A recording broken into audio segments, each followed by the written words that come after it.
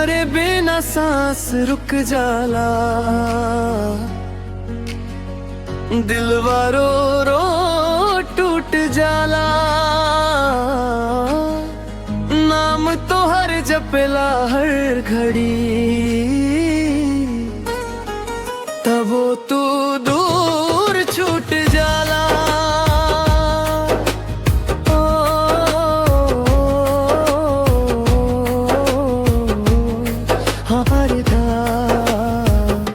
बरखा में भिंजल बाट याद, आंसू बन के बरसला।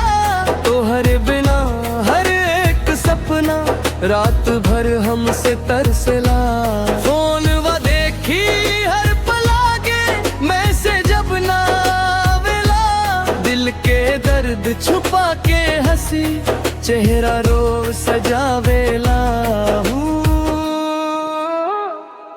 एक बेर मुड़ के देख लस हम आजो तोहार बानी। दुनिया चाहे कुछो कहे दिल से बस तोहार बानी। एक बेर मुड़ के देख लस हम आजो तोहार बानी। दुनिया चाहे कुछो कहे दिल से बस तोहार बानी।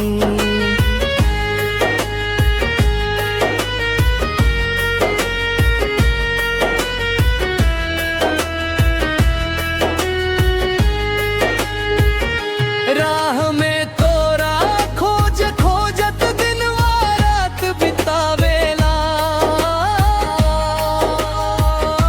टूटल दिल के हर धड़कन तोहारे नाम सुनावेला।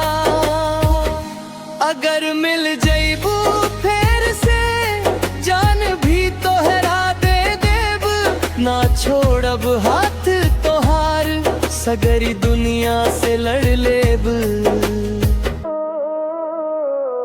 तोहरे बिना जीना मुश्किल बात के करा से कहीं। अगर किस्मत फेर मिलाई फिर कब हूँ दूर ना रही। तोहरे बिना जीना मुश्किल बात के करा से कहीं। अगर किस्मत फेर मिलाई फिर कब हूँ दूर ना रही।